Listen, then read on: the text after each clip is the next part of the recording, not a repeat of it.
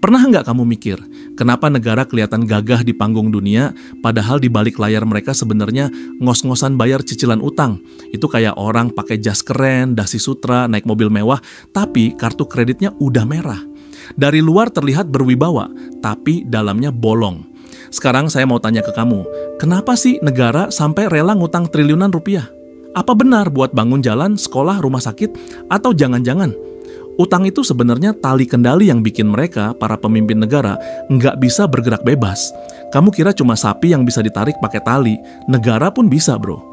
Faktanya, per Juli 2025, utang Indonesia sudah tembus 8.500 miliar rupiah lebih. Kalau dibagi rata, tiap kepala orang Indonesia, termasuk kamu, saya, bahkan bayi yang baru lahir, harus nanggung sekitar 30 juta rupiah per orang. Bayi lahir aja sudah dikasih oleh-oleh berupa cicilan utang. Ironis banget kan? Tapi tunggu dulu, ini bukan hanya cerita Indonesia. Jepang punya rasio utang lebih dari 260% terhadap PDB Amerika. Mereka sudah jadi juragan utang dunia, totalnya lebih dari 34 triliun dolar. Jadi ini bukan sekadar negara nggak punya uang. Ada sistem global yang memang diciptakan supaya mereka tetap terjerat. Ibarat kamu main monopoli, tapi aturannya sudah disetting biar kamu nggak pernah bisa menang. Makanya saya bilang, utang negara itu bukan sekadar angka di kertas, tapi alat kendali global. Kamu pikir kita sudah merdeka? Hahaha, coba tanyakan lagi. Merdeka dari penjajah fisik iya, tapi dari penjajah finansial belum tentu, bro. Dan inilah yang akan saya bedah bersama kamu. Gimana utang jadi senjata halus buat mengendalikan mereka, para pemimpin, sampai akhirnya hidup kamu dan saya ikut diatur. Kalau kita bicara soal utang negara, jangan cuma lihat angka di berita, karena di balik angka itu ada realita yang langsung nyentuh hidup kamu dan saya.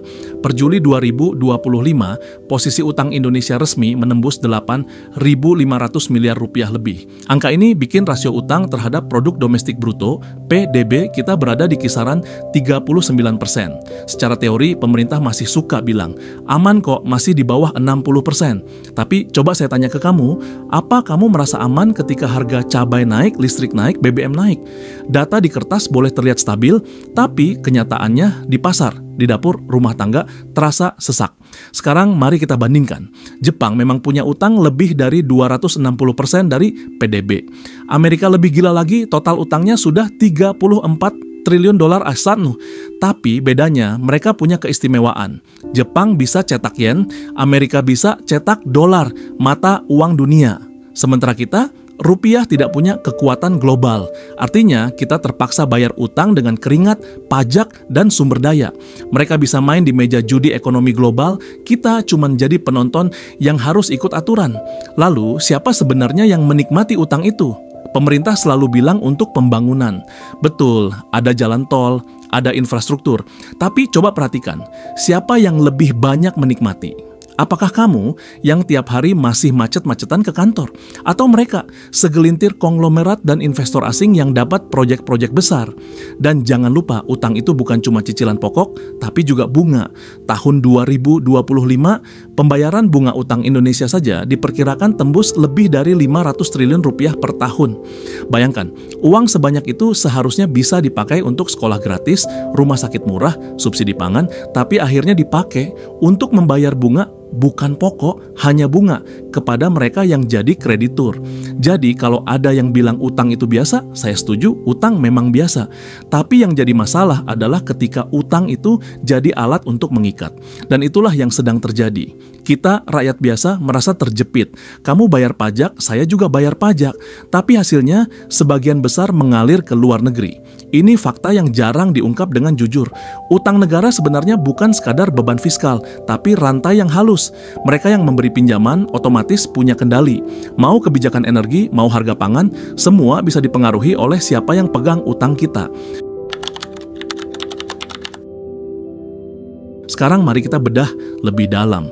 Kenapa negara sampai terus-terusan berutang padahal mereka tahu konsekuensinya berat? Pertama, karena mentalitas mereka yang selalu berpikir instan. Pemerintah manapun lebih suka cari jalan cepat, utang. Kenapa? Karena lebih gampang menandatangani perjanjian pinjaman dibanding membereskan sistem pajak yang bocor atau mengelola sumber daya dengan benar. Ini seperti kamu punya dompet bolong, bukannya dijahit. Mereka malah pinjam uang terus untuk menutupinya. Kedua, sistem global memang sengaja dibuat untuk menjerat. Ada lembaga-lembaga keuangan internasional, kamu tahu siapa mereka, yang menawarkan pinjaman dengan iming-iming bantuan pembangunan. Di balik itu ada syarat tersembunyi, liberalisasi ekonomi, privatisasi aset, penghapusan subsidi. Akhirnya siapa yang diuntungkan? Mereka yang jadi kreditur, bukan rakyat biasa. Ketiga, lemahnya kedaulatan ekonomi. Indonesia punya sumber daya melimpah, emas, nikel, batu bara, minyak sawit, tapi siapa yang menguasai rantai pasoknya? Bukan kita sepenuhnya. Banyak perusahaan besar dari luar negeri ikut campur, jadi meskipun kita punya harta, kita tetap tergantung pada mereka untuk mengelolanya. Inilah ironi terbesar, negara kaya sumber daya, tapi miskin kemandirian. Coba bayangkan utang negara ini seperti kapal besar. Kapalnya megah, benderanya berkibar, tapi peta navigasinya dibuat oleh orang lain. Kita seolah bisa mengarahkan haluan, tapi sebenarnya jalurnya sudah ditentukan. Itu yang terjadi dengan kebijakan ekonomi Indonesia. Ada contoh nyata. Tahun 1998, ketika krisis moneter, Indonesia dipaksa tunduk pada resep lembaga internasional. Mereka bilang, kalau mau dapat bantuan, hapus subsidi, jual aset BUMN. Akhirnya aset strategis jatuh ke tangan asing, harga-harga melonjak, dan rakyat kecil jadi korban. Itu bukan teori, itu sejarah yang masih segar diingatan. Dan pola ini terus berulang dengan cara lebih halus. Sekarang setiap kali Indonesia butuh tambahan utang, syaratnya bisa macam-macam. Dari aturan lingkungan, kebijakan energi, sampai urusan ekspor-impor. Apakah itu buruk? Tidak selalu. Tapi masalahnya, itu berarti ruang gerak kita sebagai bangsa makin sempit. Kalau saya bicara soal penyebab, ada dua akar utama. Ketergantungan dan kepentingan. Kita bergantung pada pinjaman karena sistem fiskal rapuh. Dan ada kepentingan segelintir elit yang lebih mementingkan proyek besar, citra politik, dan keuntungan pribadi ketimbang membangun kemandirian. Kamu bisa lihat ironi ini. Rakyat diminta hemat, bayar pajak, patuh aturan. Tapi mereka, para pengambil keputusan, bebas menandatangani utang triliunan yang bebannya ditanggung kamu dan saya. Kalau bukan ironi, apa namanya? Maka jelas utang negara bukan semata kebutuhan teknis. Ia adalah instrumen politik global yang dipakai untuk mengendalikan arah kebijakan. Dan penyebab utamanya bukan hanya soal ekonomi, tapi juga soal mentalitas mereka yang rela menukar kedaulatan dengan kenyamanan jangka pendek. Kalau kita biarkan pola utang ini terus berjalan, dampaknya bukan cuma di atas kertas laporan keuangan negara. Dampaknya nyata, masuk ke dapur kamu, masuk ke isi dompet saya, bahkan ke arah kebijakan yang mereka buat. Pertama, dampak ekonomi. Bayar bunga utang saja sudah lebih dari 500 triliun rupiah per tahun.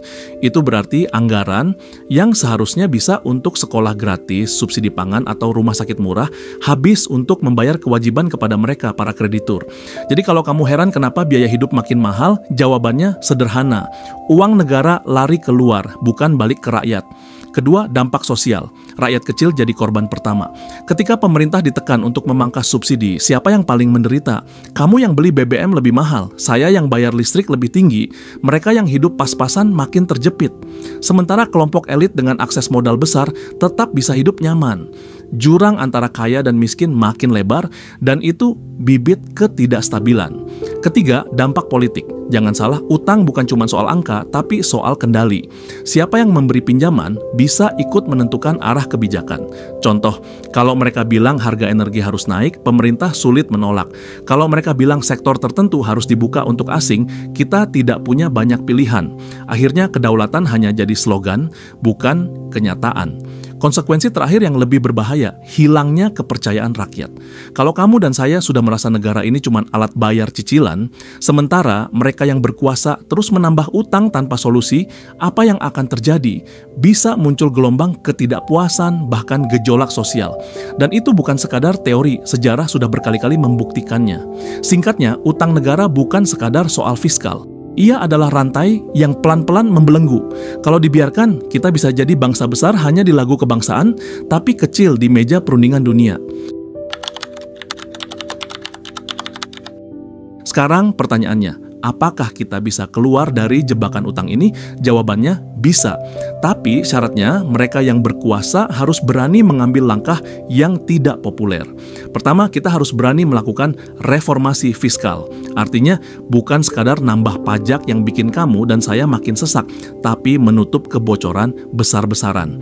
Data KPK menunjukkan potensi kebocoran pajak dan korupsi anggaran mencapai ratusan triliun setiap tahun.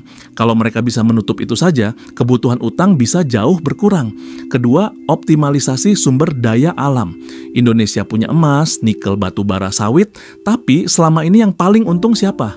Mereka, perusahaan asing atau segelintir konglomerat. Kalau pengelolaan ini benar-benar untuk rakyat, negara bisa dapat pemasukan besar tanpa harus berutang. Tapi itu butuh keberanian politik. Ketiga, pengendalian proyek infrastruktur. Kita semua suka melihat jalan tol, bandara, pelabuhan, tapi harus jelas mana yang betul-betul prioritas dan mana yang hanya proyek mercusuar untuk pencitraan.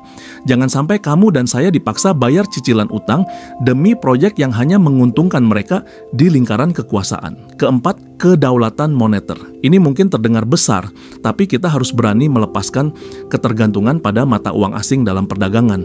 Kalau semua impor vital masih dihitung dengan dolar, maka selama itu pula kita akan tunduk pada sistem global yang dikuasai mereka. Dan terakhir, keberanian pemimpin. Semua langkah tadi hanya bisa terjadi kalau ada pemimpin yang lebih mementingkan kamu dan saya dibanding kepentingan mereka sendiri. Pemimpin yang tidak takut kehilangan jabatan, asal bangsa ini tidak lagi jadi sapi perah sistem utang global. Apakah mudah? Tidak. Tapi kalau tidak dimulai sekarang, maka anak-anak kita akan lahir bukan sebagai generasi merdeka, melainkan generasi penanggung utang. Sekarang kita sudah lihat jelas, utang negara bukan sekadar angka di kertas. Ia adalah rantai halus yang mengikat kita semua. Mereka yang berkuasa mungkin bilang ini demi pembangunan, demi rakyat. Tapi pada akhirnya, kamu dan saya yang menanggung beban. Bayar pajak tiap bulan, menahan kenaikan harga barang, menerima subsidi yang dipotong, sementara sebagian besar uang negara justru lari ke luar negeri untuk membayar bunga. Kita sering merasa merdeka, berdiri tegak sebagai bangsa besar. Tapi coba jujur pada diri sendiri. Kalau kebijakan ekonomi kita bisa ditekan oleh mereka yang memberi pinjaman, apakah itu masih bisa disebut merdeka? Merdeka di atas panggung, tapi di balik layar, kita tetap tergantung. Pertanyaan paling penting adalah, sampai kapan kita mau hidup seperti ini? Sampai kapan kamu dan saya rela jadi generasi yang diwarisi utang, bukan kekayaan? Sampai kapan kita diam melihat mereka yang duduk di kursi empuk bebas menandatangani pinjaman triliunan, sementara kita yang membayarnya? Saya tidak bilang utang itu salah, tapi kalau utang jadi alat kendali global, maka ini bukan lagi soal ekonomi, ini soal kedaulatan. Jadi pilihan ada di tangan kita semua.